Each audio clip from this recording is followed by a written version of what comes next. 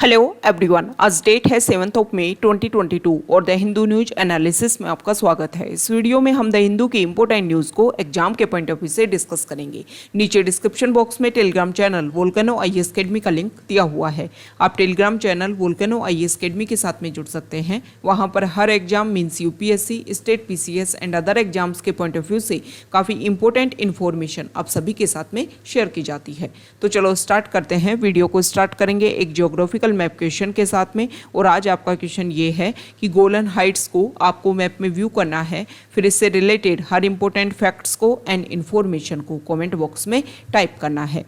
कल हमने आपसे क्वेश्चन पूछा था निंगबो पोर्ट को लेकर के। तो निंगबो पोर्ट को अगर हम मैप में व्यू करें तो चाइना का एक इम्पोर्टेंट पोर्ट के रूप में लोकेटेड है निंगबो पोर्ट। ये जो निंगबो पोर्ट है वो वर्ल्ड का 3rd बिजिएस्ट कंटेनर पोर्ट है। और जब कोविड के टाइम में यहाँ पर कुछ वर्कर्स जब पॉजिटिव पाए गए कोविड की वजह से, तो इस पोर्ट को पार्शली बैन कर दिया गया। और इसी की वजह से इसकी अगर हम परफॉर्मेंस के बेसिस पर देखें तो ग्लोबली लेवल पर जो सप्लाई चेन है, जो मैरीटाइम ट्रेड जो है वो काफ़ी ज़्यादा इफेक्ट हुआ था यहाँ पर बैन होने की वजह से। द हिंदू के फ्रंट पेज पर important news, first important news related है श्रीलंका को लेकर के। हमारा नेबर कंट्री आप सभी को पता है प्रेजेंट टाइम में किन क्राइसिस से वो पास हो रहा है, वहाँ पर किस तरीके के इशू देखने को मिल रहे हैं। और इन्हीं इश्यूज़ की वजह से वहाँ के जो स्टूडेंट्स हैं उन्होंने कोलंबो में जो पार्लियामेंट है श्रीलंका की, वहाँ पर दोबारा से प्रोटेस्ट करना स्टार्ट कर दिया। इसका बेसिक रीजन आप सभी को पता है कि वहाँ पर वहाँ के जो सिटीजन्स हैं, जो एसेंशियल आइटम है किसी भी लाइफ को सस्टेन करने के लिए, जिसमें फूड है, फ्यूल है, मेडिसिन है, इन सभी का एक्यूट शॉर्टेज वहाँ पर देखने को मिल रहा है। और अगर प्रेजेंस भी है तो उनके प्राइजेज जो हैं वो काफ़ी ज़्यादा हाई हैं। तो एक नॉर्मल पॉपुलेशन के लिए इन सभी को अवेल करना काफ़ी ज़्यादा टफ है और इसीलिए यहाँ पर ये प्रोटेस्ट किया जा रहा है। और वहाँ के श्रीलंका के जो प्रेसिडेंट है गोताबाया राजपक्षा, उन्होंने दोबारा से वहाँ पर इमरजेंसी डिक्लेयर कर दी है। ओके, अब ये श्रीलंका का इशू आप सभी को पता है। अब इसके बेसिक फैक्ट्स हम देखेंगे कि क्या रीज़न रहे जिसकी वजह से ये सारे इशूज वहाँ पर सामने देखने को मिले हैं। इनसे रिलेटेड बेसिक फैक्ट्स को हम डिस्कस करेंगे। इंडिया को किस तरीके से ये चीज़ें इफ़ेक्ट कर रही हैं, इंडिया यहाँ पर किस तरीके से हेल्प कर सकता है, और जो इमरजेंसी जो वर्ड है उसको हम इंडिया से रिलेटेड टर्म्स को लेकर के भी डिस्कशन करेंगे। तो चलो स्टार्ट करते हैं। ये जो आर्टिकल है वो आपके प्रीलिम्स के पॉइंट ऑफ व्यू से भी इंपॉर्टेंट है और मेंस में जीएस पेपर 2 जो है, जहां पर आईआर से रिलेटेड क्वेश्चन पूछे जाते हैं, उसको लेकर के भी ये आर्टिकल आपके लिए इंपॉर्टेंट है। अगर हम थोड़ा सा बैकग्राउंड देखें तो श्रीलंका वो कंट्री है जहां पर काफ़ी लंबे टाइम तक सिविल वॉर देखने को मिला था। सिविल वॉर की जैसे ही एंडिंग हुई, श्रीलंका ने सबसे बड़ी फॉल्ट ये की कि उन्होंने अपने आप को सेल्फ रिलायंट बनाने की बिल्कुल नहीं सोची। जो चल रहा है, जिस तरीके से ट्रेड चल रहा था, उसी तरीके से उन्होंने रेगुलर रखा। श्रीलंका का जो मैक्सिमम जो अर्निंग है वो डिपेंड 2 चीज़ों पर करती है। एक तो टूरिज्म सेक्टर वहाँ पर काफ़ी ज़्यादा डेवलप है। दूसरा मेन रीजन ये है कि वहाँ के जो वर्कर्स जो अदर कंट्रीज़ में काम करते हैं और उनसे जो रेमिटेंस जो मिलता है, इसके ऊपर उनकी इकोनॉमी काफ़ी ज़्यादा डिपेंड करती है। अब श्रीलंका में क्राइसिस होना स्टार्ट होते हैं। 2020 में तो पेंडेमिक आता है, उससे पहले 2019 में यहाँ पर ईस्टर संडे बॉम्बिंग्स देखने को मिलते हैं। मतलब कुछ अटैक होते हैं जिसकी वजह से यहाँ पर टूरिज्म सेक्टर में काफ़ी ज़्यादा स्लो डाउन देखने को मिलता है। जो टूरिस्ट हैं फॉरेन कंट्रीज से जो यहाँ पर आ रहे थे, उनमें काफ़ी कमी आती है। और फिर 2020 में जो इनकमिंग हो जाती है कोविड की, और कोविड की वजह से तो आप सभी को पता है कि बिल्कुल बैन कर दिया गया था कंट्रीज़ में, जिसकी वजह से टूरिज्म सेक्टर काफ़ी ज़्यादा यहाँ पर शटर रहा और इन सब का इफेक्ट देखने को मिला श्रीलंका की इकोनॉमी के ऊपर। अब ये तो बेसिक पॉइंट्स हैं। अब दूसरा, यहाँ पर जो गवर्नमेंट थी उन्होंने भी यहाँ पर कुछ ऐसी पॉलिसीज़ अपनाई जिसके बेसिस पर यहाँ पर काफ़ी ज़्यादा इशू क्रिएट हुई। श्रीलंका में जो फार्मर्स हैं वो काफ़ी ज़्यादा फर्टिलाइजर्स का यूज़ करते थे एग्रीकल्चर सेक्टर में, लेकिन यहाँ की जो गवर्नमेंट है उन्होंने ये डिसाइड किया हम बिल्कुल ऑर्गेनिक फार्मिंग करेंगे। मतलब सिर्फ ऑर्गेनिक जो फार्मिंग है उसी को श्रीलंका में एक तरीके से रेगुलेट किया जाएगा। अब इसकी वजह से जब फर्टिलाइजर्स का बिल्कुल यूज़ करना कम कर दिया, गवर्नमेंट ने बोला कि टैक्स रेवेन्यू को हम इंक्रीज़ कर देंगे, फर्टिलाइजर्स को बिल्कुल यूज़ नहीं करना है। अब उसकी वजह से जो हार्वेस्टिंग है कंट्री की वो हाफ हो गई। मान लो पहले 100 किलो यहाँ पर अनाज ग्रेन जो है वो प्रोडक्शन होता था, लेकिन उसके बाद में यहाँ पर जो है लगभग उससे बिल्कुल हाफ हो गया। पहले 100 केजी होता था, अब 50 केजी होगा। ये हम एग्जाम्पल के लिए समझ रहे हैं, 100 केजी नहीं होता था। ओके, एग्जाम्पल के लिए समझ रहे हैं कि कितना कितना फर्क पड़ा अचानक से जब आप पहले ही क्राइसिस से जूझ रहे हो। दूसरे आपने यहाँ पर जो अपने बेसिक आइटम्स हैं जिनके लिए डिपेंडेंसी है, ग्रेन्स जो हैं, उनकी प्रोडक्टिविटी में भी कम कर दी है। अब क्या हुआ, ना तो आप बाहर से करोगे, ट्रेड के ऊपर उन्होंने कम कर दिया क्योंकि उनकी जो इकोनॉमी है वो एक तरीके से शटर हो रही थी। तो उन्होंने जो ट्रेड है, जो बाहर से जो एक्सपोर्ट है उसको क्या कर दिया, सॉरी इंपोर्ट जो है उसको काफ़ी कम कर दिया। इसकी वजह से ना तो खुद प्रोड्यूस करो और ना बाहर से लेओगे, तो इससे क्या होगा, जो आपके पास अवेलेबिलिटी है भाई उसके प्राइजेस तो हाइक होंगे ना। सीधी सी बात है कि लोग ज़्यादा हैं, जो जिस चीज़ की डिमांड है वो कम है, उसकी सप्लाई कम है, तो जो प्रेजेंट है उसके प्राइजेस हाइक होंगे।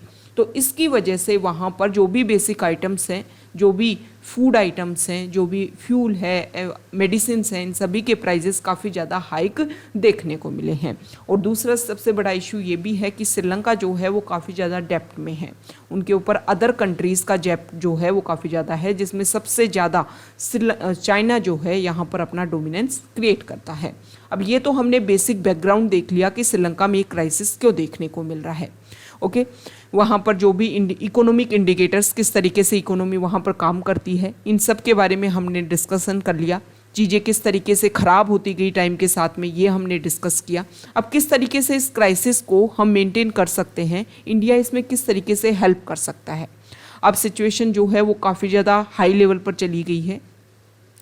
अब देखो, इंडिया ने अपनी तरफ से वैसे कोशिश की है। इंडिया ने अपना जो भी उनको एक सपोर्ट है उसको $2.4 बिलियन तक एक्सटेंड कर दिया है। यहाँ पर जो श्रीलंका है वो ये कर सकता है।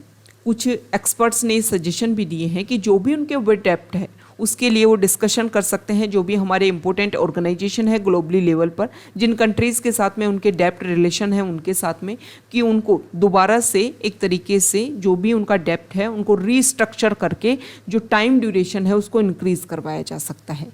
ये चीज़ें हैं जिसके लिए इंडिया भी हेल्प कर सकता है, अदर कंट्रीज़ भी श्रीलंका को मेंटेन करने के लिए ये काम कर सकते हैं।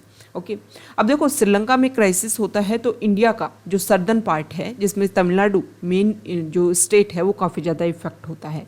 जब वहाँ पर सिविल वॉर हुआ था श्रीलंका में, तब भी वहाँ से बहुत सारे माइग्रेंट्स इंडिया में आकर के रहने लग गए थे, और अभी भी इंडिया को यही प्रॉब्लम है। वैसे भी हम रेगुलर डिस्कस कर रहे हैं कि बहुत सारे तमिल्स को, बहुत सारे माइग्रेंट्स को, या इस तरीके से जो इलीगल तरीके से एंट्री ले रहे हैं इंडिया में, उनको कैप्चर किया जा रहा है। तो ये अगर इस तरीके से वहाँ क्राइसिस रेगुलर रहा, उन लोगों से जब पूछा गया कि आप एंट्री क्यों कर रहे हैं, तो उन्होंने बोला कि वहाँ पर एक लाइफ को मेंटेन करने के लिए जो बेसिक चीज़ें हैं उनको ही हम रेगुलर नहीं कर पाएंगे, तो आप वहाँ रहेंगे तो मर जाएंगे। तो इसीलिए वो लोग निकल करके अदर कंट्रीज़ में एंट्री ले रहे हैं, और इसकी वजह से इंडिया तो काफ़ी ज़्यादा इफेक्ट होगा। तो इंडिया को वहाँ पर जो क्राइसिस है उसको सोल्व करने में हेल्प करनी चाहिए, ताकि इनडायरेक्टली इंडिया में जो क्राइसिस है वो इंक्रीज ना हो। ओके, तो ये इंडिया अपनी तरफ से यहाँ पर हेल्प कर सकता है। अब हम बात करते हैं, वहाँ पर इमरजेंसी डिक्लेयर की गई है, तो ये फाइनेंशियल इमरजेंसी श्रीलंका में देखने को मिली। हमारे इंडिया में किस तरीके से फाइनेंशियल इमरजेंसी डिक्लेयर की जा सकती है, इसको लेकर के क्या प्रोसीजर है, इसके बारे में हम डिस्कस कर लेते हैं। प्रेसिडेंट ऑफ इंडिया जो है वो फाइनेंशियल इमरजेंसी को डिक्लेयर कर सकता है काउंसिल ऑफ मिनिस्टर की एड एंड एडवाइस के ऊपर। ओके, देखो, जो भी हमारा प्रेसिडेंट है उसके सामने जब ऐसी सिचुएशन हो जाए कि फाइनेंशियल स्टेबिलिटी और क्रेडिट ऑफ इंडिया और any part of its territory is threaten, जब प्रेसिडेंट को ये चीज़ लगे, सेटिस्फाइड लगे कि ऐसी सिचुएशन क्रिएट हो रही है, तब फाइनेंशियल इमरजेंसी डिक्लेयर की जा सकती है। आर्टिकल 360 जो है वो प्रेसिडेंट ऑफ इंडिया को अथॉरिटी देता है इंडिया में एक फाइनेंशियल इमरजेंसी डिक्लेयर करने की। हालांकि 44 कॉन्स्टिट्यूशनल अमेंडमेंट एक्ट 1978 ने ये बोला कि जो फाइनेंशियल इमरजेंसी की डिक्लेरेशन के टाइम जो प्रेसिडेंट की जो सेटिस्फैक्शन है उसका जुडिशियल रिव्यू हो सकता है। ओके, सुप्रीम कोर्ट रिव्यू कर सकता है कि फाइनेंशियल इमरजेंसी का डिक्लेरेशन क्यों किया गया, किन पॉइंट्स के बेसिस पर किया गया। पार्लियामेंट्री अप्रूवल की ज़रूरत होती है। फाइनेंशियल इमरजेंसी के प्रोक्लेमेशन के बाद, प्रोक्लेमेशन जो है वो हमारे पार्लियामेंट के दोनों हाउसेस के द्वारा अप्रूवल होना चाहिए। विद इन 2 मंथ्स, मतलब एक हाउस से पास कर दिया गया, फिर दूसरे हाउस से लगभग 2 महीने का जो टाइम ड्यूरेशन है उसी में दूसरे हाउस से इसको पास करना है, तब जा कर के फाइनेंशियल इमरजेंसी जो डिक्लेयर हो सकती है। ओके, यहाँ पर सिंपल मेजोरिटी से पास करना होता है, only by a simple majority. ये आपको ध्यान होना होता है कि जब भी कोई बिल पास किया जाता है तो किससे, कौन सी मेजोरिटी से पास हो रहा है, ये आपको ध्यान में रखना होता है। ओके, अब फाइनेंशियल इमरजेंसी के क्या इफेक्ट होते हैं, तो आप सभी को पता है फाइनेंशियल इमरजेंसी के टाइम में सेंटर की जो एग्जीक्यूटिव अथॉरिटी है वो एक्सपेंड हो जाती है। वो किसी भी स्टेट को अपने अकॉर्डिंग काम करने के लिए फाइनेंशियल ऑर्डर पास कर सकता है। कोई भी मनी बिल या फिर अदर फाइनेंशियल बिल जो हैं that come up for the president's consideration after being passed by the state legislature can be reserved. कोई भी स्टेट से अगर इस तरीके के बिल पास होते हैं तो उनको प्रेसिडेंट जो है वो अपने पास में रिजर्व रख सकता है। इसके अलावा एनी क्लास ऑफ पर्सन, उनकी सैलरीज और अलाउंस जो है उनको रिड्यूस किया जा सकता है। Okay, the president may issue direction for the reduction of salaries and allowance of all or any class of person serving the union and the judges of the Supreme Court and the High Court। तो इस तरीके से ये effect देखने को मिलता है financial emergency का, इंडिया में किस तरीके से डिक्लेयर हो सकती है और श्रीलंका में क्या इशू हो रहे हैं, इन सभी के बेसिक फैक्ट्स को हमने डिस्कस किया। नेक्स्ट इंपॉर्टेंट आर्टिकल, चाइना में आप सभी को पता है कोविड बहुत ज़्यादा स्प्रेड हो रहा है, जिसकी वजह से वहाँ पर जो 19th एशियन गेम्स जो है, जो सितंबर में होंगजू जो चाइनीज़ सिटी है वहाँ पर ऑर्गेनाइज होने वाले थे, उनको पोस्टपोन कर दिया गया है। और जो ऑर्गेनाइजर्स हैं उन्होंने बोला है कि कोविड केसेस के जो स्प्रेड देखने को मिल रहा है उसकी वजह से ये पोस्टपोन किए गए हैं। जल्दी इनकी जो नेक्स्ट डेट है वो डिक्लेयर कर दी जाएगी। अब ना सिर्फ 19th एशियन गेम्स, इसके अलावा अदर जो गेम्स हैं जो चाइना में इस साल होने वाले थे, जिसमें एशियन यूथ गेम्स है, इसके अलावा इंटरनेशनल यूनिवर्सिटी स्पोर्ट्स फेडरेशन, ये जो गेम्स हैं वर्ल्ड यूनिवर्सिटी गेम्स, इन सभी को भी जो वहाँ के चाइना की सिटी में नेक्स्ट ईयर होने वाले थे, इन सभी को लेकर के भी डिक्लेयर किया जा सकता है कि ये कब तक कंप्लीट करवाए जाएंगे। और ये जो पोस्टपोनमेंट जो किया गया है वो चाइना की जीरो कोविड स्ट्रेटजी के बेसिस पर किया गया है, ताकि कोविड के जो केसेस हैं वो कम से कम इंक्रीज हो। आप सभी को पता है टोक्यो में जो ओलंपिक 2020 में होने वाले थे वो 2021 में हुए थे, लगभग 1 साल के बाद में, क्योंकि कोविड का जो स्प्रेड है वो उस टाइम काफ़ी ज़्यादा इफेक्ट कर रहा था। ओके, नेक्स्ट जो इम्पोर्टेंट आर्टिकल है वो सेंट्रल गवर्नमेंट और दिल्ली के बीच में जो रिलेशंस हैं उनको लेकर के है। तो यहाँ पर सुप्रीम कोर्ट ने डिसाइड किया है कि 5 जज की जो बेंच है वो डील करेगी कि कैपिटल में दिल्ली जो है वहाँ पर ब्यूरोक्रेसी को लेकर के किस तरीके से कंट्रोल का जो इशू है उसको किस तरीके से सॉल्व किया जा सकता है। तो सुप्रीम कोर्ट ने एक कॉन्स्टिट्यूशनल बेंच को रेफर कर दिया है सेंट्रल गवर्नमेंट और दिल्ली गवर्नमेंट के बीच में जो भी इशू है, कैपिटल में जो ब्यूरोक्रेट्स हैं उनके कंट्रोल को लेकर के जो इशू है उसको कॉन्स्टिट्यूशनल बेंच को डिसाइड करने के लिए बोल दिया है। 2018 में वैसे दिल्ली सरकार और सेंट्रल गवर्नमेंट के बीच में जो सेटलमेंट है उसको लेकर के एक ऑर्डर पास किया गया था और इस जजमेंट में एक बात बोली गई थी। हालांकि जो सर्विसेज का जो इशू है उसको लेकर के स्पेसिफिक डील नहीं किया गया था, लेकिन 4 साल पहले जो कॉन्स्टिट्यूशनल बेंच थी उन्होंने सर्वसम्मति से एक बात बोल दी थी कि दिल्ली में जो एलजी है वो आम आदमी पार्टी जो वहाँ पर इलेक्टेड थी उनकी एड एंड एडवाइस के अकॉर्डिंग वर्क करने के लिए बाउंड है। ओके, और गवर्नमेंट जो है वो ऐसा नहीं है कि हर काम के लिए वहाँ की जो एलजी हैं उनको बात बताएगी कि हर चीज़ के लिए डिक्लेयर करे कि हाँ हम ये अपॉइंट करने वाले हैं, हम ये अपॉइंट करने वाले हैं। तो यहाँ पर जो दिल्ली गवर्नमेंट है उन्होंने यही आरोप लगाया कि हेल्थ सेक्रेटरी, कॉमर्स सेक्रेटरी, कुछ भी चीज़ को हमें अपॉइंट करना होता है तो एलजी के पास में हमें अप्रूवल लेना होता है। तो गवर्नमेंट जो है वो इलेक्टेड जो लोगों की एक फीलिंग जो है, लोगों ने जो हमें इलेक्ट किया है, मतलब जो गवर्नमेंट है उसके खिलाफ में आप एक अपॉइंटेड पोस्ट को ज़्यादा मोर पावरफुल बनाने की कोशिश कर रहे हो, ये दिल्ली गवर्नमेंट का आरोप है, एलिगेशन है। ओके, नेक्स्ट आर्टिकल है, सुप्रीम कोर्ट ने यूपी गवर्नमेंट से एक बात पूछी है कि लास्ट ईयर मई में आपके यहाँ से एक कोविड पेशेंट जो है वो गायब हो गया था, तो उसको आपको क्या करना है, प्रेजेंट करना है। अब यूपी गवर्नमेंट बोल रही है कि इतने लंबे टाइम पहले कोई खो गया था, उसको अब सरकार कहाँ से लेकर आए, लेकिन उनका जो बेटा है जो मिसिंग है, उनके बेटे ने पिटीशन डाली थी सुप्रीम कोर्ट में। आप सभी को पता है फंडामेंटल राइट है हमारे, आर्टिकल 32 जो है और आर्टिकल 226 जो है आर्टिकल 226 हाई कोर्ट के लिए, आर्टिकल 32 सुप्रीम कोर्ट के लिए, कि अगर आपके फंडामेंटल राइट्स अगर वायलेट हो रहे हैं तो आप डायरेक्टली कहाँ जा सकते हो, जुडिशरी में जा सकते हो, और ये पावर आपको देते हैं आर्टिकल 32 और 226। तो हैबियस कॉर्पस पिटीशन डाली गई। हैबियस कॉर्पस में क्या होता है, सुप्रीम कोर्ट जो है वो एक तरीके से जो जुडिशरी जो है वो अलाउ करती है कि जो भी पर्सन जिसके लिए पिटीशन डाली गई है उसको हमारे सामने प्रेजेंट करो। तो जो सीनियर सिटीजन मिसिंग हुए हैं उनके सन ने फाइल किया है। हमारे लिए ये टर्म इंपॉर्टेंट थी, habeas corpus petition. Okay, next important article है, आप सभी को पता है कुछ टाइम पहले हमारे यहाँ पर कुछ डिस्कशन हुआ था, जैसे कुछ मॉस्क्यू वाला एरिया है वहाँ पर डिक्लेयर किया गया, लोगों ने पिटीशन डाली कि यहाँ पर पहले टेम्पल था, तो इसको लेकर के टाइम टू टाइम डिक्लेरेशन किया गया, उनको सर्च डिसाइड किया गया कि यहाँ पर सर्च किया जाए कि क्या भाई यहाँ पर ऐसा कुछ था या नहीं था। सेम इसी तरीके का इश्यू जो है वो ज्ञानव्यापी वाराणसी में जो ज्ञानव्यापी मॉस्क्यू है वहाँ पर देखने को मिला। ज्ञानव्यापी मॉस्क्यू के पास में ये डिसाइड किया गया, ये डिक्लेयर किया गया था कि यहाँ पर माँ श्रृंगार गौरी का मंदिर था, और उसको लेकर के यहाँ पर अदर जो भी हमारे जो डाइटीज़ हैं उनके मंदिर थे। तो इसको लेकर के अब जो जुडिशरी है उन्होंने डिसाइड किया था, उन्होंने एक एडवोकेट कमिश्नर कमेटी बनाई थी कि आप वीडियोग्राफी करो, अगर ज़रूरत हो तो जो ज्ञानव्यापी मॉस्क्यू है उसकी भी वीडियोग्राफी करो। तो जब यहाँ पर ये कमिश्नर ने, इस कमेटी ने जाकर के रिसर्च काम करना स्टार्ट किया तो इसको लेकर के यहाँ पर काफ़ी ज़्यादा प्रोटेस्ट देखने को मिला।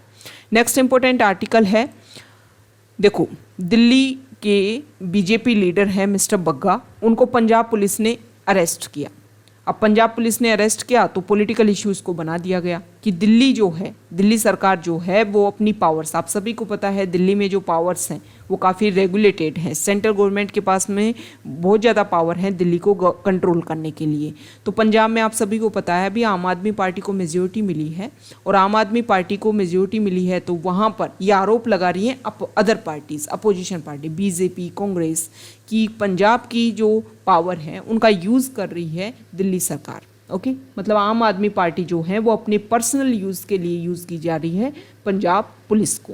ओके, तो जो बग्गा को जब अरेस्ट किया गया, मिस्टर जो बग्गा जो हैं उनको जब अरेस्ट किया गया तो यहाँ पर पंजाब पुलिस ने ये बोला कि उनके खिलाफ में पंजाब में केस रजिस्टर हुआ है, बार बार उनको लेकर के नोटिस सेंड किए जा रहे थे, लेकिन मिस्टर बग्गा जो हैं वो कोऑपरेट नहीं कर रहे थे उसको लेकर के, तभी जाकर के ये इशू जो है वो क्रिएट हुआ है। हालांकि बाद में इनको हरियाणा पुलिस जो है उन्होंने वापस इनको अपने अंडर कर लिया और फिर वापस इनको दिल्ली को सौंप दिया गया है। ओके, तो ये कुछ पॉलिटिकल इशू हैं, आपको तो ये ध्यान में रखना है कि दिल्ली के पास में कितनी पावर कम है, जिसकी वजह से जो अदर स्टेट की पावर को यूज़ करके या फिर इनडायरेक्टली अगर हम देखें तो पॉलिटिकल इशू में ये सारे एलिगेशन चलते रहते हैं। हमारे लिए तो दिल्ली में जो भी इशू है, क्योंकि अभी हमने डिस्कस किया कि सेंट्रल गवर्नमेंट और दिल्ली के बीच में बहुत सारे यहाँ पर पॉइंट्स हैं जिसकी वजह से इशू बने रहते हैं। लास्ट ईयर जो नया एक्ट पास किया गया था उसमें भी कुछ चेंजेस किए गए थे जिसको लेकर के भी दिल्ली सरकार ने काफ़ी ज़्यादा विरोध किया था इस चीज़ का। Next important article page number 5 पर है, और यहाँ पर जो फर्स्ट आर्टिकल है आप सभी को पता है, यहाँ देखिए फायरवर्क्स जो इंडस्ट्री है वो काफ़ी ज़्यादा एक तरीके से हजार्डस इंडस्ट्री है, और इसमें सीना सुरेश जो हैं एक जो फर्स्ट वीमेन है वो इस तरीके की फायरवर्क्स लाइसेंसी बन गई हैं, मतलब उनके पास लाइसेंस है ये वर्क करने के लिए। ओके, तो यहाँ पर बताया गया है, उन्होंने अपनी स्टोरी बताई है कि किस तरीके से वो इस इंडस्ट्री में इंक्लूड हुई। तो उन्होंने बताया कि जब उनकी मैरिज हुई तो उसके बाद में उन्होंने देखा कि उनकी जो भी इन-लॉज़ की जो फैमिली है वो काफ़ी जनरेशन से इस इंडस्ट्री में वर्क कर रही थी, और उसके बाद में उनका भी इस इंडस्ट्री में इंक्लूज़न हुआ। आप सभी को पता है फायरवर्क्स जो इंडस्ट्री है उसमें काफ़ी ज़्यादा इशू देखने को मिलते हैं, उसमें काफ़ी ज़्यादा प्रॉब्लम्स हैं, काफ़ी ज़्यादा ऐसी एक्टिविटीज़ होती हैं जिनको लेकर के बार बार हम वैसे भी डिस्कस करते हैं कि उनको लेकर के कुछ चेंजेस होने चाहिए, जिसकी वजह से वहाँ पर काफ़ी ज़्यादा इंसिडेंट होते रहते हैं। ओके, नेक्स्ट इंपॉर्टेंट आर्टिकल है, यहाँ पर इसरो के जो चीफ हैं इसरो के जो चीफ हैं एस सोमनाथ, चेयरमैन जो हैं इंडियन स्पेस रिसर्च ऑर्गेनाइजेशन के, उन्होंने अपनी बात रखी है कि वीनस मिशन के ऊपर हम जल्दी डिसाइड करेंगे। वैसे अभी जो भी टेस्ट, जो भी रिसर्च है वो चल रहा है रेगुलर, लेकिन अभी हम जो है वो फास्ट तरीके से इसको इम्प्लीमेंट नहीं करना चाहते, क्योंकि इस तरीके के जो भी एक्सपेरिमेंट होते हैं, जो भी मिशन होते हैं, उनमें काफ़ी ज़्यादा मनी इन्वेस्ट होता है। तो हम चाहते हैं कि जब भी इस मिशन को हम इम्प्लीमेंट करें तो हमें जो सक्सेस है वो इसमें मिले। ओके तो वीनस मिशन के लिए 2024 तक वो बात डिसाइड कर रहे हैं कि 2024 तक इसरो का वीनस मिशन जो है वो वर्क करना स्टार्ट करेगा। ओके तो यहाँ पर इसरो से रिलेटेड बेसिक फैक्ट्स हम देख लेते हैं। इसरो जो है वो इंडिया की नेशनल स्पेस एजेंसी के रूप में काम करती है। इसका हेडक्वार्टर बेंगलुरु में है। डिपार्टमेंट ऑफ स्पेस के अंडर ये ऑपरेट होती है, और ये जो डिपार्टमेंट ऑफ स्पेस है वो प्राइम मिनिस्टर ऑफ इंडिया के द्वारा डायरेक्टली ओवरसीन किया जाता है। ओके यहाँ पर अगर हम डिस्कस करें तो किस तरीके से इसकी हिस्ट्री रही, तो सबसे पहले 1962 में जो हमारे साइंटिस्ट थे विक्रम साराभाई, उन्होंने ये डिसाइड किया कि अगर हमें हमारी कंट्री को डेवलपमेंट के पाथ पर आगे लेकर के जाना है तो हमें स्पेस रिसर्च की नीड है, हमें ज़रूरत है कि स्पेस रिसर्च में हम वर्क करें। तो विक्रम साराभाई ने जो अर्जिंग की थी उसी को ध्यान में रखते हुए पंडित जवाहरलाल नेहरू ने 1962 में Indian national committee for space research को लॉन्च किया, और ये जो इनको स्पार है वो डिपार्टमेंट ऑफ एटॉमिक एनर्जी के अंडर काम करता था। धीरे धीरे इनको स्पार जो है वो ग्रू हुआ और 1969 में ये इसरो के रूप में चेंज हो गया। तो ये हिस्ट्री जो है वो आपको ध्यान में होनी चाहिए, बहुत सारे एग्जाम में इनसे रिलेटेड जो बेसिक फैक्ट्स है वो पूछ लेते हैं। पहले डिपार्टमेंट ऑफ एटॉमिक एनर्जी के अंडर आता था, फिर 1972 में जो गवर्नमेंट है उन्होंने स्पेस कमीशन सेटअप किया और डिपार्टमेंट ऑफ स्पेस को वो लेकर के आई, और फिर डिपार्टमेंट ऑफ स्पेस के अंडर ही इसरो को डिक्लेयर कर दिया गया। ओके इसरो ने जो अपनी फर्स्ट सैटेलाइट है वो आर्यभट्ट बनाई थी, लेकिन इसको लॉन्च किया था सोवियत यूनियन ने 1975। तो आपको ये बताना है कि वो हमारी कौन सी फर्स्ट सैटेलाइट है जिसको हमने बनाया भी खुद और लॉन्च भी इंडिया ने खुद ही किया था, ये आपको कमेंट बॉक्स में बताना है। नेक्स्ट इंपॉर्टेंट आर्टिकल है एडिटोरियल पेज पर, और यहाँ पर जो फर्स्ट आर्टिकल है एडिटोरियल पेज पर, यहाँ देखिए ये जो आर्टिकल है वो रिलेटेड है एंटी लिंचिंग लॉज को लेकर के। अभी मध्य प्रदेश में हमने इशू देखा कि कुछ लोगों को सस्पिशन के बेसिस पर, संदेह के बेसिस पर उनको मार दिया गया, उनके ऊपर अटैक हुआ जिसमें 2 लोगों की डेथ हो गई। अब ऐसा पहली बार नहीं है, हमारे इंडिया में बहुत सारे ट्राइबल पीपल के खिलाफ में, मुस्लिम, दलित्स, इनके खिलाफ में इस तरीके के इशू रेगुलर देखने को मिलते हैं। ओके अलग अलग टाइम में 2017 के टाइम में राजस्थान में जो अलवर बहरोड वाला जो एरिया है वहाँ पर मिस्टर पहलू खां को इसी बात के ऊपर अटैक किया गया था, और उसमें मिस्टर पहलू खां जो एक डेयरी फार्मर थे उनकी डेथ हो जाती है। ओके सेम इसी तरीके से अदर एरियाज़ में जो बजरंग दल जो मेंबर्स हैं उनके बाद में पुलिस ने जब अरेस्ट किया तो ये पता चला कि बजरंग दल के जो लोग हैं वो इसमें इन्वॉल्व थे। सेम इसी तरीके से अदर एरियाज़ में भी ऐसे इशू देखने को मिलते रहते हैं। ओके तो 2005 में सुप्रीम कोर्ट ने, अब ये कि इशू क्यों होते हैं, इशू इसलिए होते हैं कि 2005 में सुप्रीम कोर्ट ने जस्टिफाई कर दिया गया था, जो कैटल जो है उनकी टोटली बैन लगा दिया था कि उनका आप स्लॉटरिंग उनकी कर ही नहीं सकते हो, और ये चीज़ें जो हैं वो हमारे DPSP ओके DPSP में आर्टिकल 48, 48A एंड 51A जो है कॉन्स्टिट्यूशन का, वो उसमें डिसाइड किया गया है कि भाई कैटल की जो स्लॉटरिंग है वो आप नहीं करोगी। मतलब जो हमारी ब्रीड्स हैं उनको प्रिजर्व करने के लिए, जिनको हम एग्रीकल्चर और एनिमल हस्बेंड्री में जिनका यूज़ करते हैं, उन ब्रीड्स को हम प्रिजर्व करने के लिए हमारे कॉन्स्टिट्यूशन में ये बात रखी गई है, और उसी के बेसिस पर ये लॉ बनाए गए थे। मतलब calves, milch and draught cattle, जो भी मतलब एनिमल्स के लिए कंपेशन को इंक्रीज करने के लिए, प्रमोट करने के लिए रूल्स एंड रेगुलेशन इंप्लीमेंट करने की कोशिश की गई। अब ये जो ऑर्डर है इन्होंने 1958 का जो जजमेंट है उसको टर्न कर दिया। 1958 में ये डिसाइड किया गया था कि वो कैटल जो अभी भी एग्रीकल्चर और हस्बेंड्री इंडस्ट्री में अभी भी जिनका एंगेजमेंट है उन्हीं के ऊपर आपको बैन करना है, उन्हीं को आप स्लॉटरिंग नहीं कर सकते हो। अदर एनिमल जिनका अभी प्रेजेंट टाइम में एनिमल हस्बेंड्री, एग्रीकल्चर और हस्बेंड्री सेक्टर में यूज यूज़ नहीं है उनकी स्लॉटरिंग की जा सकती है। लेकिन 2005 में इस पर कम्प्लीटली बैन लगा दिया गया, जिसकी वजह से यहाँ पर काफ़ी ज़्यादा इशू देखने को मिला। फिर टाइम के साथ में दलित, मुस्लिम, ट्राइबल, जिनकी डाइटरी हैबिट्स इस तरीके की डिपेंडेंसी है कि वो मीट को कंज्यूम करते हैं, जिसकी वजह से इन कम्युनिटीज़ के ऊपर अटैक जो है वो काफ़ी ज़्यादा इंक्रीज हो गई। सेम इसी time 4 state Rajasthan, Jharkhand, West Bengal और मणिपुर, उन्होंने अपने यहाँ पर ऐसे लॉ पास किए कि लिंचिंग जो है, इस तरीके के जब इंसिडेंट इंक्रीज हुए तो इन स्टेट्स ने अपने यहाँ पर लिंचिंग को लेकर के लॉ पास की गई। लेकिन यूनियन गवर्नमेंट ने सेम इसी टाइम इस चीज़ को ध्यान में रखा और इस चीज़ को व्यू किया और ये क्लियर किया कि लिंचिंग जो है वो इंडियन पीनल कोड के मतलब एक क्राइम के रूप में नहीं आती है। लिंचिंग होता क्या है, मतलब कोई पर्सन है, उसको आपको बिना बताए, मतलब किसी भी पॉइंट के ऊपर उसको बहुत सारी एक भीड़ ने, एक गैदरिंग ने पीटा मारा और जिससे उसकी डेथ हो गई या फिर उसके ऊपर अटैक किया, ये होती है लिंचिंग। ओके, तो इसमें लिंचिंग जो है वो आईपीसी के क्राइम के अंडर नहीं आती है। इसमें ऐसा हमारे जो आईपीसी है उसमें ऐसी बात बोली जाती है। लेकिन जो स्टेट हैं उन्होंने इसको क्राइम डिक्लेयर किया, तो यूनियन गवर्नमेंट को भी इसको क्राइम डिक्लेयर करना चाहिए, क्योंकि हमारे यहाँ पर जो इशू हैं वो रेगुलर इंक्रीज होते जा रहे हैं। तो कैटल स्लॉटरिंग के अराउंड जो भी लेजिस्लेशन है उनको लेकर के जुडिशियल रीथिंक की ज़रूरत है, ताकि इस तरीके के इशू जो हैं वो क्रिएट ना हो सके। नेक्स्ट इंपॉर्टेंट आर्टिकल है, यहाँ पर आर्टिकल रिलेटेड है हमारे इंडिया के प्राइम मिनिस्टर की अभी यूरोप में विजिट देखने को मिली। हमारे प्राइम मिनिस्टर ने जर्मनी के साथ में जो चांसलर हैं उनके साथ डिस्कशन किया, नॉर्डिक जो कंट्रीज़ हैं उनके साथ में डिस्कशन किया और फिर फ्रांस पर वो अपनी विजिट पर गई। फ्रांस को लेकर के यहाँ पर ये डिसाइड किया गया है कि फ्रांस को लेकर के इंडिया और फ्रांस ने डिस्कशन किया food and agriculture resilience mission को लेकर के, मतलब फार्म को लेकर के। इसमें वो कंट्रीज़ जो काफ़ी वनरेबल हैं उन कंट्रीज़ को फूड ग्रेन्स प्रोवाइड करने में दोनों कंट्री मिलकर के हेल्प करेंगे। आप सभी को पता है यूक्रेन रशिया क्राइसिस की वजह से, वॉर की वजह से ये जो फूड ग्रेन क्राइसिस है वो वर्ल्ड लेवल पर इंक्रीज हो गया है। हालांकि इंडिया जो है वो अपनी तरफ से काफ़ी ज़्यादा एक्सपोर्ट इस टाइम कर रहा है और बहुत सारी कंट्रीज़ को नीड जो है, असिस्टेंस जो है वो प्रोवाइड करने की कोशिश भी कर रहा है। अब यहाँ पर इंडिया और फ्रांस के रिलेशन की बात की गई है कि इंडिया और फ्रांस के रिलेशन काफ़ी बेहतरीन रहे हैं। जब भी इंडिया को ज़रूरत हुई तब फ्रांस ने हमेशा सपोर्ट करने की कोशिश की है।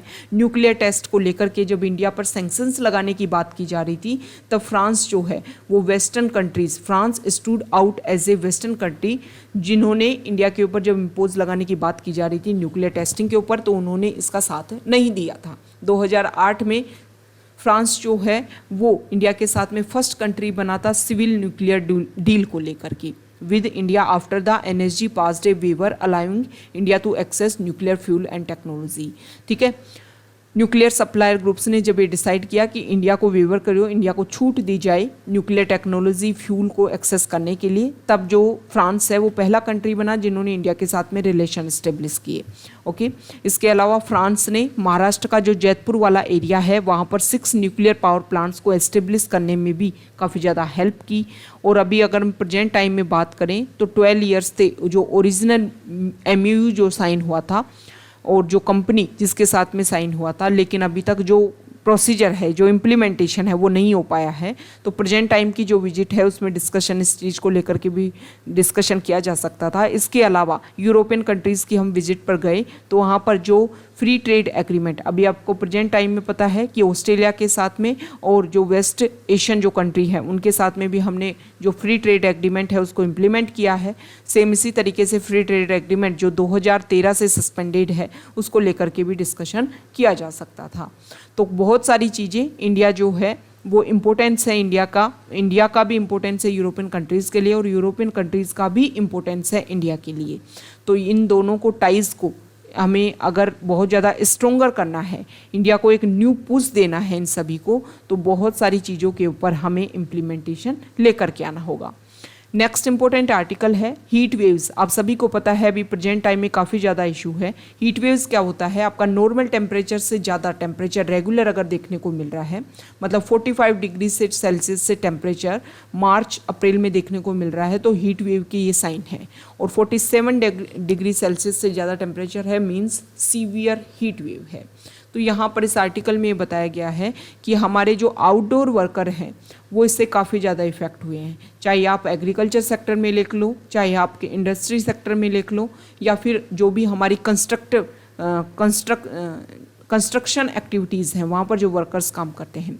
तो यहाँ पर राइटर का ये बोलना है कि इन आउटडोर वर्कर्स को लेकर के हमें जो भी चीज़ें हैं उनको इम्प्लीमेंट करने की ज़रूरत है। जैसे कि हम उनको इंश्योरेंस प्रोवाइड करवा सकते हैं, इसके अलावा बहुत सारी उनको सपोर्ट एंड स्पेसिफिक इस चीज़ को ध्यान में रख करके उनको कुछ एक्स्ट्रा बेनिफिट्स दिए जा सकते हैं। ओके, और इसके लिए वर्क किए जाने की ज़रूरत है। आप सभी को पता है हीट वेव्स की वजह से ना सिर्फ जो आउटडोर वर्कर्स हैं वो इफ़ेक्ट हुए हैं।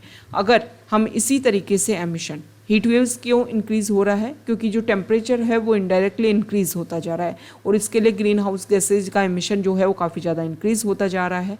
और ये एमिशन जब तक कम नहीं होगा, जब तक हमारी जो डेली रूटीन में जो हमारी जो भी एक्टिविटीज़ हैं उनको हम चेंज नहीं करेंगे। जैसे कि एग्रीकल्चर सेक्टर में बहुत सारी चीज़ें हम चेंज कर सकते हैं। सेम उसी तरीके से अगर हम बात करें तो हमारा जो इंडस्ट्री है उसमें हम जो भी रिन्यूएबल एनर्जी सोर्सेज हैं उनके ऊपर डिपेंड हो सकते हैं, एमिशन कम किया जा सकता है। हीट वेव्स की वजह से ना सिर्फ जो हमारी इंडस्ट्री वर्कर्स हैं वो इफ़ेक्ट हुए हैं, बल्कि अगर हम देखें तो हमारा एग्रीकल्चर सेक्टर काफ़ी ज़्यादा इफ़ेक्ट हुआ है। इस साल अगर हम कंपैरिजन करें लास्ट ईयर से तो वीट का प्रोडक्शन काफ़ी कम हो देखने को मिला है। उसका रीज़न ये रहा है हीट वेव। दूसरा जो अगर हम बात करें तो मैंगोज़, लेमन जो हैं, मतलब हमारे जो फ्रूट्स हैं उनके ऊपर भी काफ़ी ज़्यादा इफ़ेक्ट देखने को मिला है हीट वेव्स का। नेक्स्ट इम्पोर्टेंट आर्टिकल है पेज नंबर 8 पर, और यहाँ पर फर्स्ट आर्टिकल हमारे होम मिनिस्टर जो हैं वो वेस्ट बंगाल की विजिट पर कलकत्ता हाई कोर्ट ने डायरेक्शन दिया है कि एक पर्सन की वहाँ पर डेथ हो गई कि उसको लेकर के कि उसका जो पोस्टमार्टम है वो आर्मी की जो कमांड हॉस्पिटल है वहाँ पर उनका पोस्टमार्टम किया जाए। और जो मिस्टर शाह जो हैं, जो हमारे होम मिनिस्टर हैं, उन्होंने CBI प्रोब की जांच की है कि जो BJP यूथ विंग लीडर जो उनकी डेथ हुई है उनके लिए CBI द्वारा जाँच की जाए। अब ये CBI जो टर्म है वो हमारे लिए इम्पोर्टेंट हो जाती है। तो हमारे इंडिया की प्रीमियर इन्वेस्टिगेटिंग एजेंसी के रूप में CBI, central bureau of investigation जो है वो वर्क करती है। Ministry of personal, public grievance and pension के अंडर ये आती है। ओरिजिनली जब इसको डिसाइड किया गया था, जब इसको एस्टेब्लिश किया गया था, तो शुरुआती समय में CBI को ब्राइबरी और गवर्नमेंटल करप्शन जो है उसको देखने के लिए इसको एस्टेब्लिश किया गया था। CBI की अगर हम बात करें तो CBI को एस्टेब्लिशमेंट की अगर हम बात करें तो CBI को एस्टेब्लिशमेंट किया गया था वर्ल्ड वॉर सेकेंड के बाद में। जो करप्शन देखने को मिला था उसी को रेगुलेट करने के लिए। ओके, तो यहाँ पर अगर हम बात करें, देखो CBI जो है वो एक इंटरपोल जो है उसके एक मतलब इंडिया में अगर रिप्रेजेंट कोई करता है इंटरपोल को तो उसके लिए ऑफिशियली डेजिग्नेटेड है CBI। इंटरपोल है क्या? वर्ल्ड लेवल पर जो पुलिस है उसी को इंटरपोल के नाम से जानते हैं। और ये जो इंटरपोल है इसमें हर कंट्री जो भी इसके मेंबर हैं, 1923 में इस इंटरपोल पुलिस को एस्टेब्लिश किया गया था। और इसमें क्या किया गया था, जो भी मेंबर कंट्रीज़ हैं वो अपनी तरफ से कोई भी अपनी जो एजेंसी, अपना ऑर्गेनाइजेशन जो है उसका इससे रिलेशन एस्टेब्लिश करते हैं। मान लो कोई क्राइम हुआ अदर कंट्री में और उसमें इंडिया का भी कनेक्शन है, तो इंडिया से फिर उसमें सपोर्ट कौन करेगा? तो उसमें CBI करेगा। ओके, तो जिस भी कंट्री से जो भी पुलिस इसमें कनेक्टेड होती है, जब भी उस कंट्री से रिलेटेड कोई इशू होता है तो उससे जांच जब की जाती है अदर कंट्रीज से मिलकर के, तो वो जो कनेक्टेड जो भी पॉइंट होता है, जो भी पुलिस होती है वो फिर उसमें हेल्प करती है। तो इंडिया से CBI करती है। इंटरपोल आपको पता ही चल गया, 1923 में इसको एस्टेब्लिश किया गया था। आपका क्वेश्चन ये है कि इंटरपोल का हेडक्वार्टर कहाँ है, ये आपको कमेंट बॉक्स में बताना है। ओके, देखो जो CBI है ना, CBI को लेकर के ये एक मेन इन्वेस्टिगेशन एजेंसी तो है ही, इसके अलावा स्टैट्यूटरी बॉडी नहीं है, ये आपको ध्यान में रखना है। ओके, 1946 का जो DPSC एक्ट है उसी से अपनी पावर को गेन करती है CBI। 2013 में जब लोकपाल एक्ट आया तो लोकपाल एक्ट में ये बात बोली गई कि सीबीआई का जो डायरेक्टर है वो एक कमेटी की रिकमेंडेशन के बेसिस पर अपॉइंट होगा, और इस कमेटी में कौन कौन होंगे? प्राइम मिनिस्टर होंगे, leader of opposition in the Lok Sabha होंगे, और चीफ जस्टिस ऑफ इंडिया होंगे, या फिर चीफ जस्टिस किसी भी सुप्रीम कोर्ट के जज को नॉमिनेट कर दें अपने अपने स्थान पर, अपने प्लेस पर। तो ये 3 लोग मिलकर के डिसाइड करेंगे कि सीबीआई का डायरेक्टर कौन होगा। सीबीआई को लेकर के कुछ फैक्ट्स हम देख लेते हैं। देखो, सेंट्रल गवर्नमेंट अप्रूवल दे सकती है सीबीआई को कि आप किसी भी स्टेट में जाकर के जांच कर सकते हो, लेकिन उससे पहले सीबीआई को उस स्टेट से क्या लेना होगा? अप्रूवल लेना होगा कि हम आपके यहाँ पर जांच कर सकते हैं या नहीं कर सकते हैं।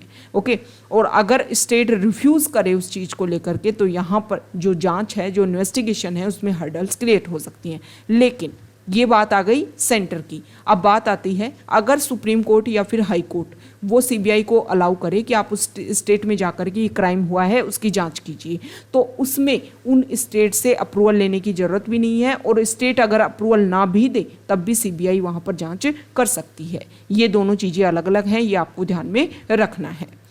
नेक्स्ट इंपॉर्टेंट न्यूज़ जो है इटली से, इटली के जो इटालियन फॉरेन मिनिस्टर जो हैं वो इंडिया की विजिट पर हैं।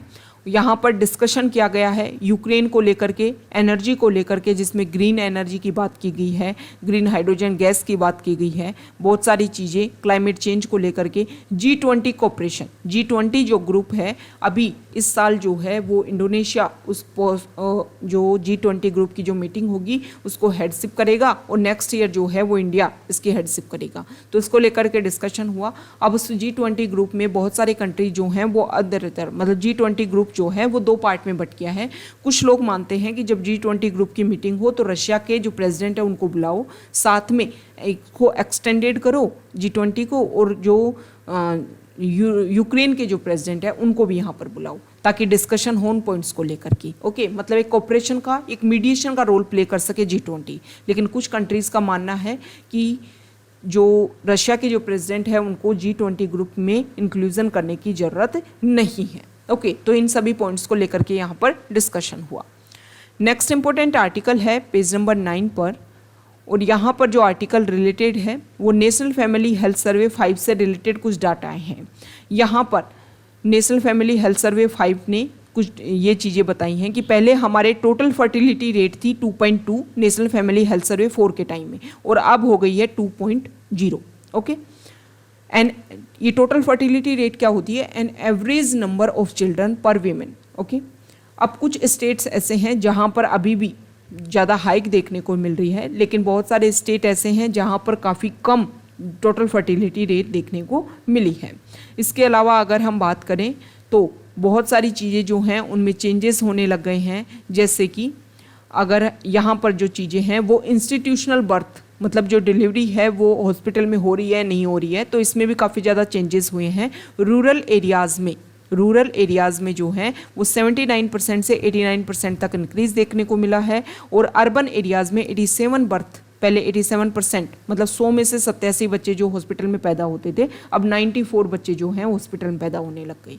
नेशनल फैमिली हेल्थ सर्वे तो ये भी बताता है कि 3/4 77% चिल्ड्रन जो है वो 12 से 23 मंथ के बीच में फुल्ली इम्यूनाइज्ड, मतलब वैक्सीनेशन जो है उनका, जो अलग अलग टीके उनको लगते हैं वो हो जाते हैं। नेशनल फैमिली हेल्थ सर्वे के टाइम में ये जो डाटा थे वो 62% ही थे। अब बताया गया है स्टंटिंग के बारे में कि 5 साल से कम एज के जो बच्चे हैं उनमें स्टंटिंग जो है वो पहले 38% था, अब 36% हुआ है पिछले 4 साल में। और रूरल एरियाज़ में जो स्टंटिंग है वो ज़्यादा है, और अर्बन एरियाज़ में स्टंटिंग जो है वो कम है। तो स्टंटिंग जो टर्म है ये आपको कमेंट बॉक्स में बताना है कि व्हाट इज़ स्टंटिंग। ओके, अब बात की जाती है नेशनल फैमिली हेल्थ सर्वे में, तो इसमें बताया गया है कि देखो वीमेन का पार्टिसिपेशन बहुत सारी चीज़ों में बढ़ने लग गया है, जैसे कि घर के बहुत सारे डिसीजन में। ये सर्वे करवाया गया और सर्वे में बात सामने आई, जैसे हेल्थ से रिलेटेड चीज़ें हैं तो उसमें वीमेन डिसीजन लेने लग गई, हाउस होल्ड परचेजेस में वीमेन डिसीजन लेने लग गई, फैमिली और रिलेटिव्स को उनके जाना आना है, इन सारी चीज़ों में वीमेन का जो पार्टिसिपेशन है इन डिसीजन में वो इंक्रीज़ होने लग गया है। ओके, नेक्स्ट चीज़ें यहाँ पर ये भी बताया गया है कि नेशनल फैमिली हेल्थ सर्वे 4 के टाइम में अगर हम बात करें तो ओबेसिटी और ओवरवेट जो था वो कम था, लेकिन अभी प्रेजेंट टाइम में काफ़ी ज़्यादा इंक्रीज़ हो गया है। नेशनल लेवल पर अगर हम बात करें तो 21% तक पहले ओबेसिटी थी, अब 24% तक वीमेन में इंक्रीज हो गया है, 19% से 23% मैन में इंक्रीज हो गया है। और ज़्यादातर जो वीमेन है वो केरला, अंडमान एंड निकोबार आइलैंड, आंध्र प्रदेश, गोवा, सिक्किम, मणिपुर, दिल्ली, तमिलनाडु, पुदुचेरी, पंजाब, चंडीगढ़ और लक्षद्वीप, ये ज़्यादा याद नहीं रहेंगे। बस आपको क्या ध्यान में रखना है, एक तो टोटल फर्टिलिटी रेट जो चेंज हुआ है वो आपको ध्यान में रखना है, स्टंटिंग, ये जो मेजर जो की पॉइंट्स है ना जो हमने डिस्कस किया वो आपको ध्यान में रखने हैं। ओके, क्योंकि बहुत सारे बार क्या है डायरेक्ट जब क्वेश्चन पूछ ले जाते हैं तो हम क्या करते हैं उन चीज़ों को क्या कर देते हैं, इन ये जो डाटाज जो है ना वो लिखते हैं। और नेशनल फैमिली हेल्थ सर्वे के अभी रिसेंटली डाटा पब्लिश हुए हैं, तो इन डाटाज को अगर आप अपने आंसर्स में पुट डाउन करोगे तो काफ़ी ज़्यादा इंपॉर्टेंट इस चीज़ का बेनिफिशियल आपको देखने को मिलेगा। नेक्स्ट इंपॉर्टेंट आर्टिकल जो है वो यहाँ पर रिलेटेड है। सबसे पहले तो कोविड जो डेथ को लेकर के WHO की जो रिपोर्ट आई है जिसमें इंडिया ने डिक्लेयर किया कि हमारे यहाँ पर 4-4.5 लाख डेथ हुई। WHO ने बोला है कि भाई 47 लाख डेथ हुई है आपके यहाँ पर डायरेक्टली और इनडायरेक्टली, मतलब हमने जो डाटा रखे उनसे 10 टाइम्स ज़्यादा। तो यहाँ पर जो गवर्नमेंट है उन्होंने ये बात रखी है कि ऐसा कुछ भी नहीं है, जो भी इन्फॉर्मेशन जो भी प्रोसीजर उन्होंने कंप्लीट किया है हम उस चीज़ को जांचना चाहेंगे, उस चीज़ से रिलेटेड फैक्ट्स को देखना चाहेंगे कि किस तरीके से उन्होंने ये डाटा जो हैं वो इकट्ठे किए हैं, कलेक्ट किए हैं, और उसके बेसिस पर फिर ये बात उन्होंने रखी है। ओके, यहाँ पर जो इंडियन कोस्ट गार्ड के जो DG हैं उनके साथ में डिस्कशन हुआ है, तो उन्होंने ये बोला है कि देखो क्या उन्होंने बताया है कि हम चाहते हैं कि जो भी ड्रग ट्रैफिकिंग हमारे यहाँ पर एक मेजर इशू है, इसमें हम नेबरिंग कंट्रीज़ के साथ में कोऑपरेशन करना चाहेंगे। जो भी इशू है इसको लेकर के हम मेजरली फोकस करना चाहते हैं। आप सभी को पता है हमारे कांडला पोर्ट पर देख लीजिए या फिर जो भी हमारा जो भी बॉर्डर एरियाज़ है वहाँ पर रेगुलर हमें ड्रग ट्रैफिकिंग की काफ़ी ज़्यादा इशू देखने को मिल रहे हैं। ओके, अफगानिस्तान में काफ़ी ज़्यादा ड्रग ट्रैफिकिंग से रिलेटेड इश्यूज हैं। अफगानिस्तान में जैसे ही तालिबान आया था उस चीज़ों को लेकर के काफ़ी ज़्यादा प्रॉब्लम्स ध्यान में इस तरीके की चीज़ें हाइक हो सकती हैं, इनको लेकर के डिस्कशन होना स्टार्ट हो गया था। और इसका एक मेजर इशू ये भी है कि तालिबान तो है ही, साथ में वहाँ के उनके जो भी अकाउंट्स हैं उनको सीज किया गया है, मतलब उनके पास में इकोनॉमी उस कंट्री को चलाने के लिए मनी प्रोवाइड नहीं है। तो अफगानिस्तान में तालिबान को सर्वाइव करने के लिए वहाँ पर कंट्रीज़ को जो बेसिक चीज़ें हैं वो प्रोवाइड करने के लिए मनी की ज़रूरत है। और यही एक रीज़न हो सकता है कि वहाँ पर ड्रग ट्रैफिकिंग जो है, ड्रग्स का जो प्रोडक्शन है वो काफ़ी ज़्यादा इंक्रीज़ हो रहा है। और जब इंक्रीज़ हो रहा है तो अदर कंट्रीज़, रीजनल जो कंट्रीज़ हैं वो तो इससे इफेक्ट होंगे ही। तो जब हम सॉल्यूशन की हम बात कर रहे हैं, प्रॉब्लम की बात कर रहे हैं, तो हमें उसके जो बेसिक सॉल्यूशन है उसके ऊपर वर्क करने की ज़रूरत है ताकि उसका जो परमानेंट सॉल्यूशन है वो इम्प्लीमेंट हो सके। तो ये आज का हमारा द हिंदू न्यूज़पेपर का डिस्कशन था। अगर आप यहाँ तक आए हैं, वीडियो आपको अच्छा लगा है तो प्लीज़ वीडियो को लाइक कीजिए, शेयर कीजिए और चैनल को सब्सक्राइब कीजिए। Okay, thank you.